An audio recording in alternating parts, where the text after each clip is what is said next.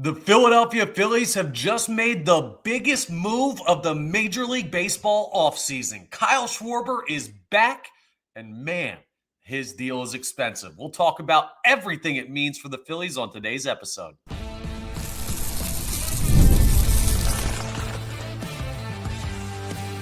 You are Locked On Phillies, your daily Philadelphia Phillies podcast. Part of the Locked On Podcast Network, your team every day. Yes, this is Locked On Phillies. I'm your host, Connor Thomas. Thank you so much for joining us today. What a lovely day it is. Locked On Phillies is part of the Locked On Podcast Network, your team every day, and now the #1 sports podcast network. And Locked On Phillies is your #1 place for daily, Monday through Friday, Philadelphia Phillies content. You might know me from some of my other work in the sports talk space. I've been on air over at 97.5 The Fanatic doing sports talk radio for over 6 years here in Philly. Been a credentialed Philadelphia Phillies media member for the past 4 seasons. And this is now my 4th year as the host of Locked On Phillies. Today's episode is brought to you by FanDuel. If you want to be right in the middle of the action this season, visit FanDuel.com and place your NFL live bets all season long. Okay, now that we have the formalities out of the way, Kyle Schwarber is back. The Philadelphia Phillies get their man, the runner-up to National League MVP honors this year, the cornerstone of this locker room, and one of the, if not the most, sought-after free agents in baseball this year. Comes back to Philadelphia. I've been telling you for months and months and months that there is no way that Kyle Schwarber was going to end up anywhere else besides Philadelphia. But it still feels great to see the deal get done. And what a deal it is. My goodness. 5 years, $150 million. If you're math challenged like me, I already did the calculations. That is a cool $30 million per year AAV for Kyle Schwarber. And he will be here through his age 38 season. That is the 2030 Major League Baseball season. So from now until then, Schwarbombs are here to stay. And this deal should have Phillies fans ridiculously excited. Later on in the episode, we're going to talk about what's next. We're going to talk about another news point for the Phillies because Rob Thomson also got a contract extension today. The Phils are just putting news out left and right all of a sudden. But this should really excite Phillies fans for a couple of reasons. First and foremost, Kyle Schwarber is the heartbeat of this baseball team. He may not be the best year-over-year player. Bryce Harper has 2 MVP awards. Trey Turner led the National League in batting average last year. Zach Wheeler and Christopher Sanchez have been in the NL Cy Young conversation over the past couple of seasons. But if you walk into that clubhouse and you ask any of those guys, who do you take your cues from? Just as a team, they're going to tell you it's Kyle Schwarber. That's the #1 reason that Phillies fans should be excited. Because when you take the heartbeat out of a team, things can get real bad real quickly. He is a franchise-changing player, even without playing, just because of who he is as a teammate. There have been numerous people over Kyle Schwarber's Major League Baseball career that have just called him the perfect teammate. And the Phillies have seen that in his time here. Go ahead, listen to how his teammates talk about him. They love the guy, and that cannot be overstated. But that's just the off-the-field portion of bringing him back. The on-the-field portion is you just re-signed a guy who went out and hit 56 bombs and had 132 RBIs and set an all-time Major League record for most left-handed hitter home runs off of left-handed pitchers in a single season. Yeah, that is payday central. And that's why Kyle Schwarber was able to command the market and basically take over free agency to this point.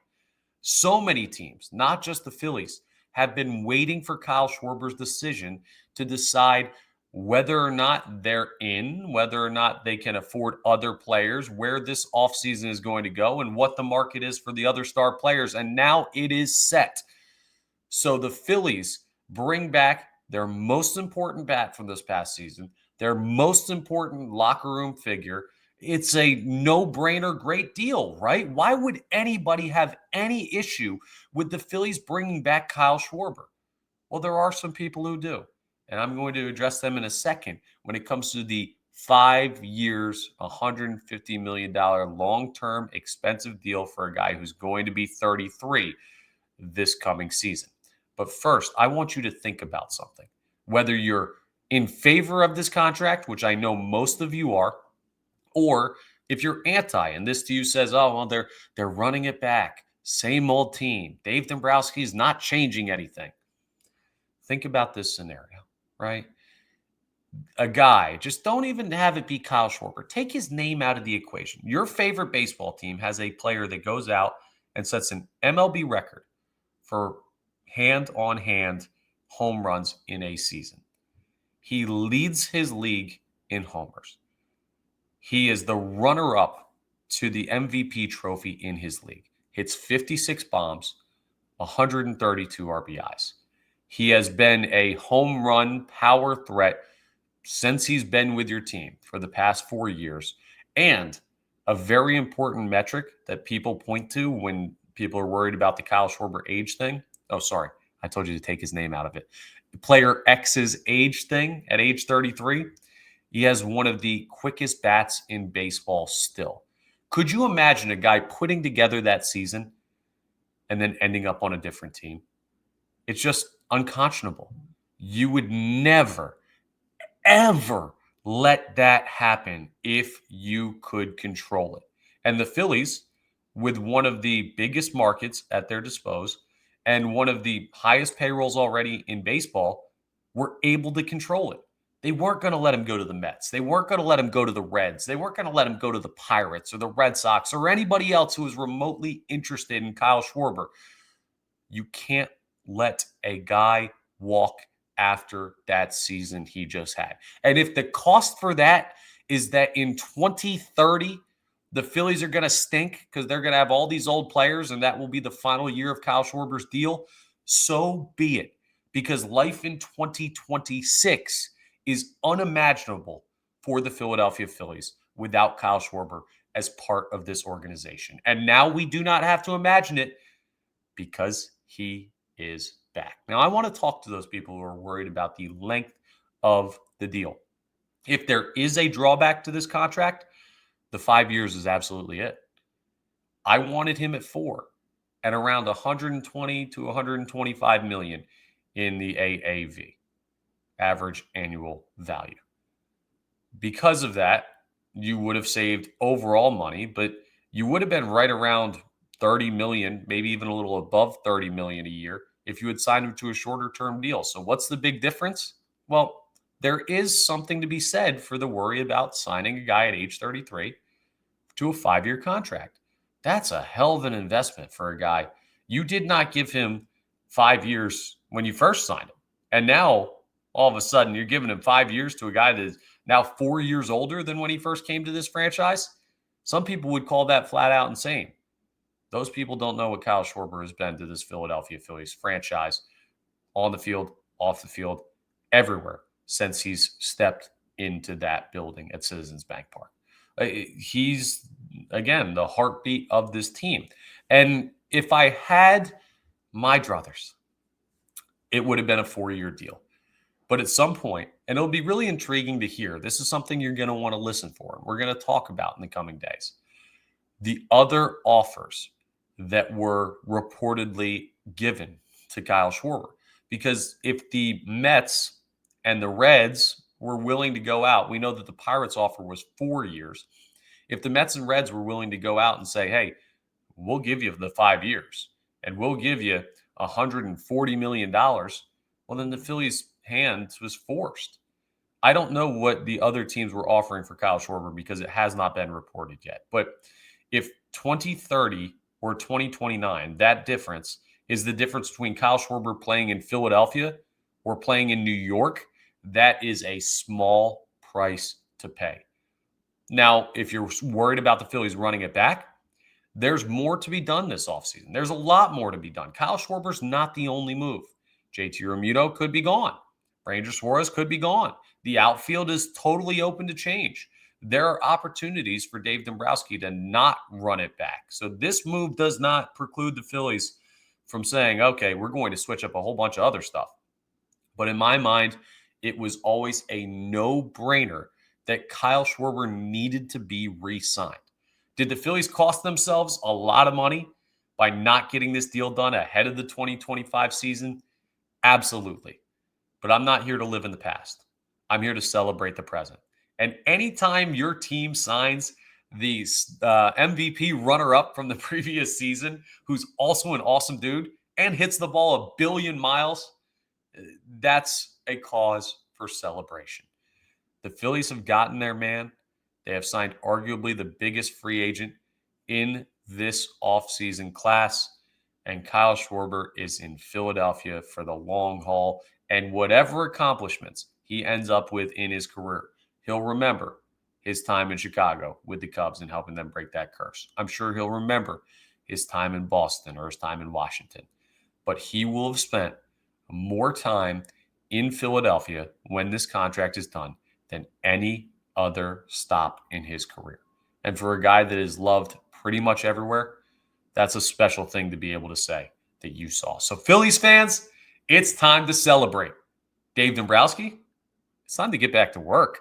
Where do the Phillies go from here now that Kyle Schwarber is locked down? We're going to take a preemptive look at what the next move should be now that the cornerstone of the offseason is firmly in place, right back where he belongs as we continue today's episode.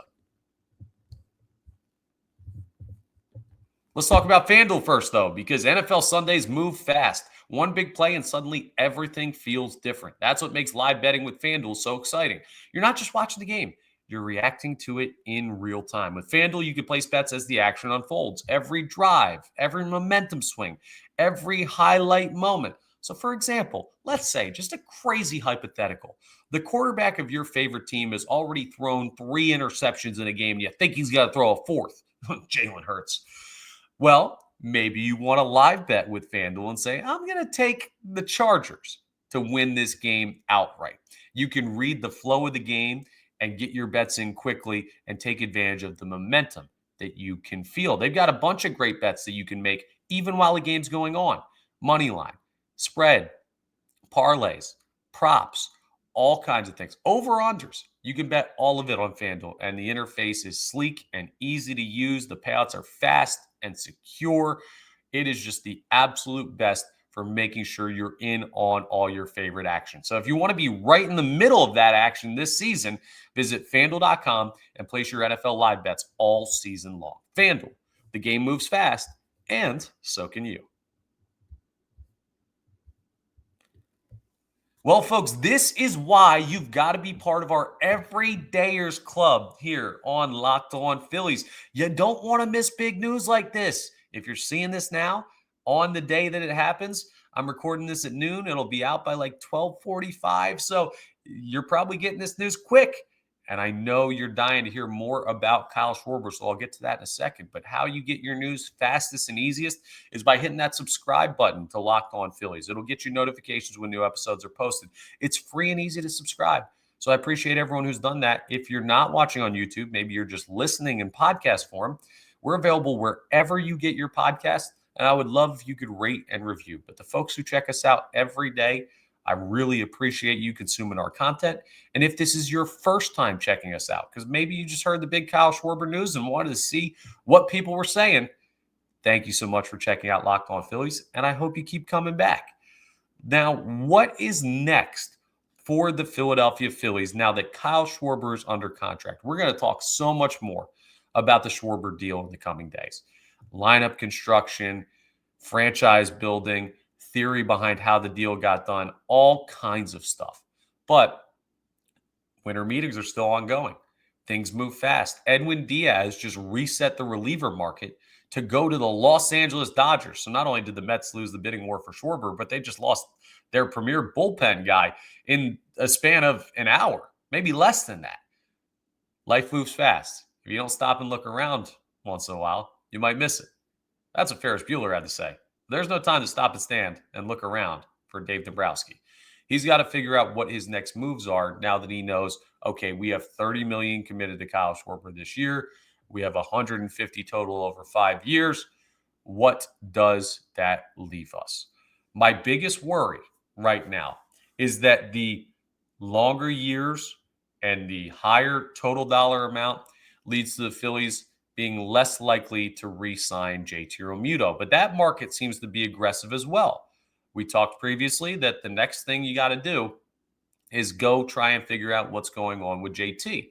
But I'd imagine that JT is not going to get any more than, I don't know, $20 million a year would probably be the top end of his market. I don't know if I would do that, but that you can at least pencil in and be like, okay, here's about where he's going to be. You can work with that. That's not a $150 million deal.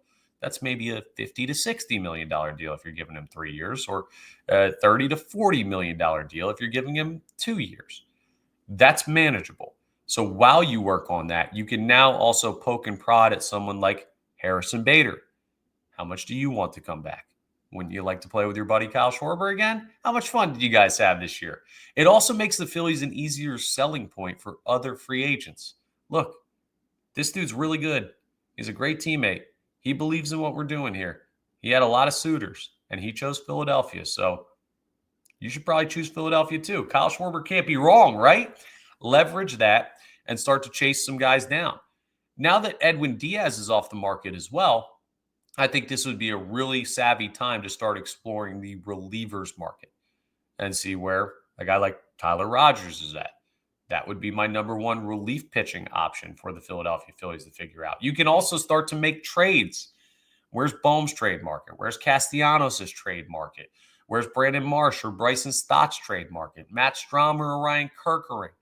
It opens up so many interesting possibilities for the Phillies to now explore. Previously, yeah, they had contingency plans for all of those things I just mentioned, but the number one focus every single day was Schwarber, more Schwarber, lunch break, more Kyle Schwarber. Now that that is off the table and you've taken care of that and he is back here in Philadelphia, you can now prioritize the other things, or at least split priority more comfortably between these other spots. I still haven't mentioned starting pitching as a place for the Philadelphia Phillies to focus. Maybe some people believe that now you try and go to the Japanese market, and Tatsuya Imai is the next move for the Phillies. And they go ahead and lock him down, one of the top Japanese free agents available on the market. And all of a sudden, we just had ourselves a splashy little start to the offseason, didn't we? Could you imagine if the Phillies go out and they sign one of the best catchers out there in free agency, arguably the best DH, not arguably, and then you go and add Tatsuya Imai, the top pitcher out of Japan available in this free agent cycle? All of a sudden, the Phils, who had the second best record in baseball, have just reloaded. And it might feel like a run it back for fans, but that's something that could really shift the narrative on this Philadelphia Phillies offseason real quick.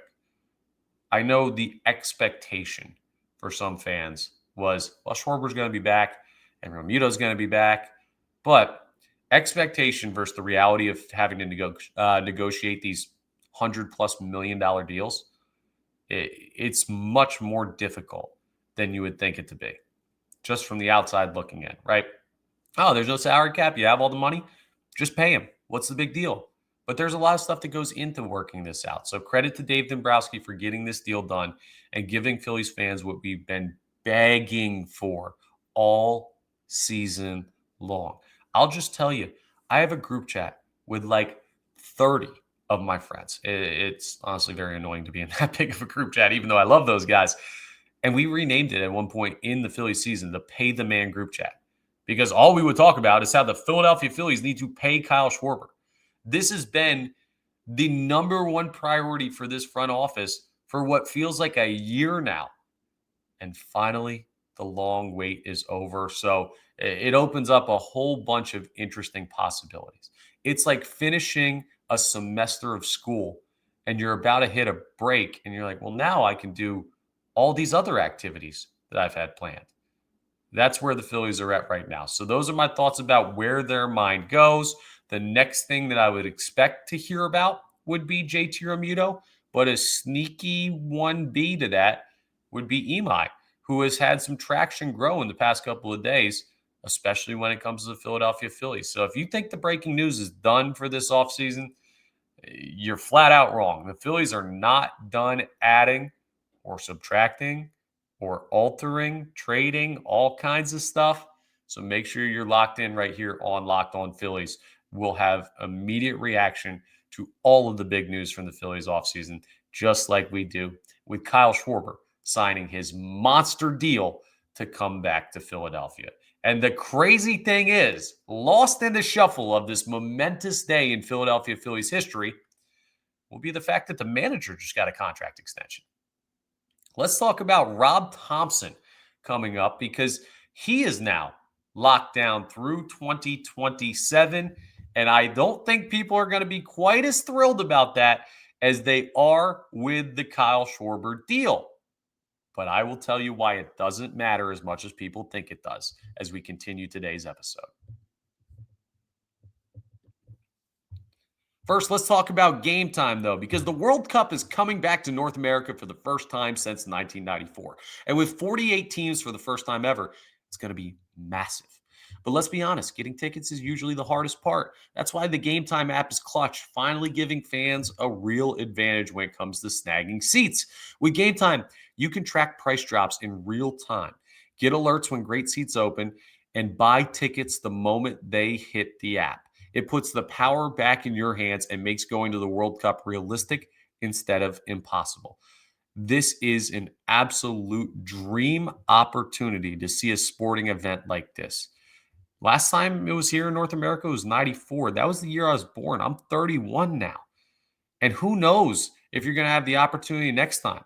So if you want to take the best advantage of an all-time great sports moment, you got to use Game Time because they'll give you the best deals. They'll find you the best seats. They'll make it the easiest on you. They'll give you views from your seats. They got the Game Time guarantee, which means you're guaranteed your tickets are real and legitimate. They take care of everything for you. All you got to do is just tap in and pay a pretty smart price compared to what you're going to see other places. That's why they're the absolute best. So take the guesswork out of buying World Cup tickets and also every match, concert, or event that you want to go to with Game Time. Download the Game Time app, create an account, and use code LOCKEDONMLB for $20 off your first purchase. Terms apply. Again, download the app, make an account, and use code LOCKEDONMLB for $20 off. Swipe, tap, ticket, and go with Game Time. Not only does Kyle Schwarber come back to the Philadelphia Phillies for the next half decade, but Rob Thomson's contract extension was announced like 10 minutes after. That's very clearly a concerted effort by the Philadelphia Phillies. We signed Schwarber. The deal is done. We're also just going to throw in here, hey, Robbie T's back.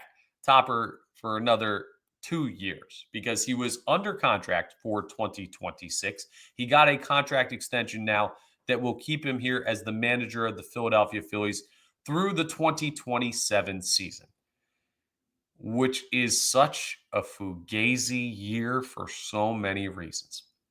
Okay. You ever seen Moneyball? I quote it all the time.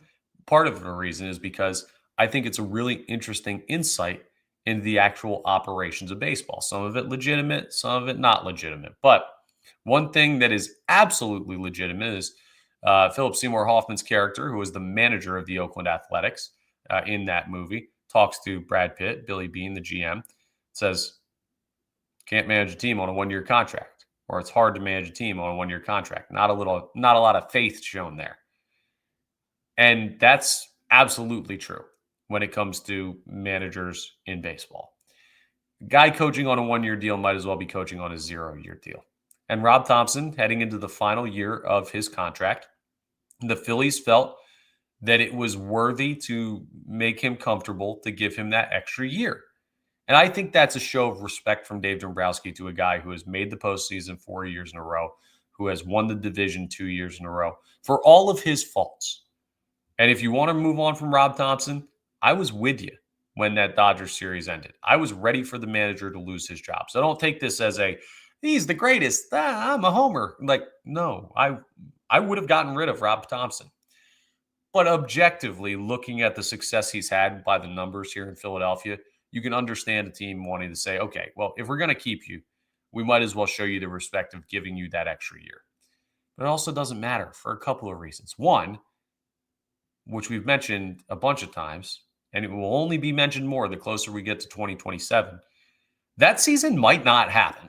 Like, there is going to be a big enough work stoppage that they could lose an entire season of baseball.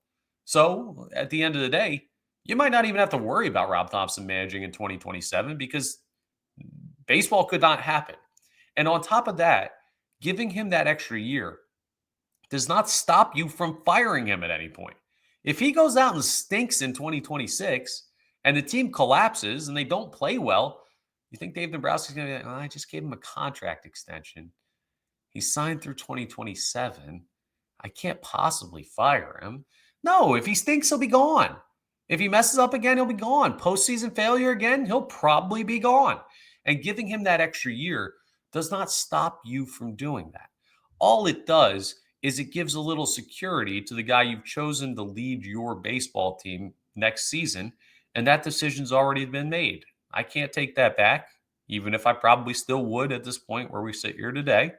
So if he's going to manage, you want to at least have him be in the best mental space where he feels the most comfortable with the organization's trust in him.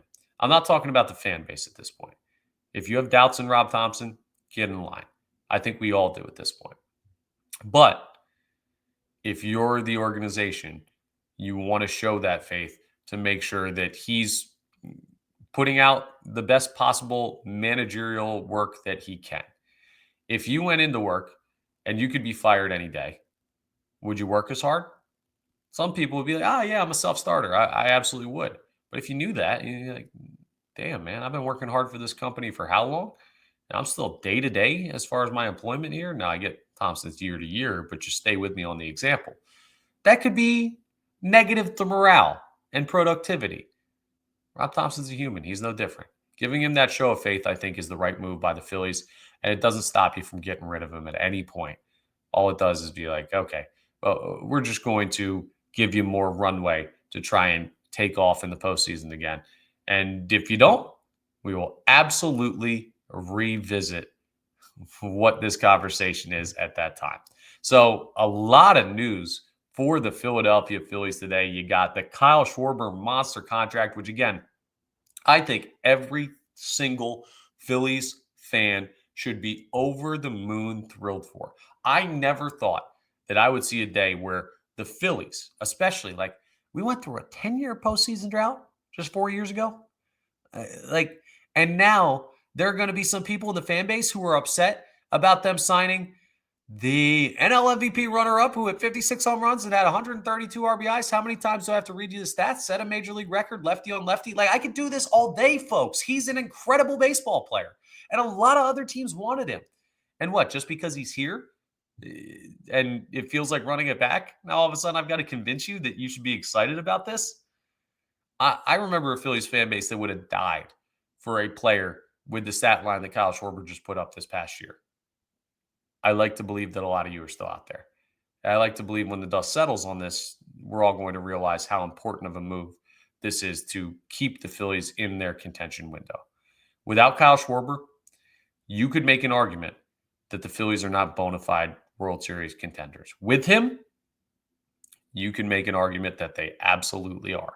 In fact, I would guarantee you that they absolutely are. Now, contender isn't good enough, and there's a lot more work to do to make sure that you are the contender and the last team standing, because that's the only thing that will be acceptable at this point in this trajectory of this Philadelphia Phillies era of baseball. But for the time being, as we await other moves, finally, the Phillies got their man. And they gave their manager a little bit more leash to work with. And the offseason can now officially, and not just for the Phillies, for the rest of Major League Baseball, begin.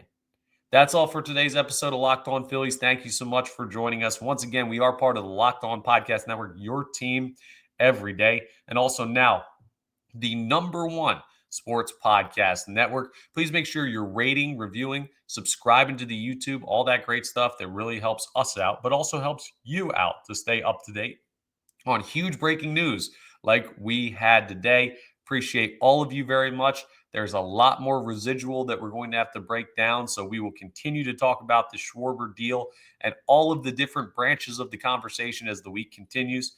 That's all for today's episode. And I will talk to you next time on the next episode of Locked On Phillies.